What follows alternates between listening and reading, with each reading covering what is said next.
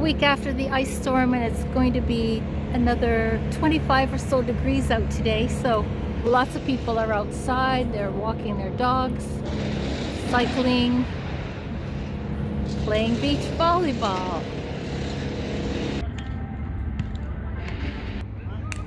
I looked to see if there were any bird nests back here, but instead I found lots of garbage and some makeshift shelters. Right behind me you can see the cleanup crews.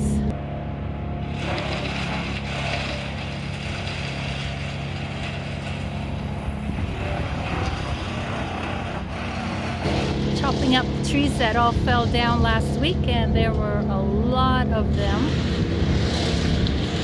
And I hope we won't be needing any more gloves this year.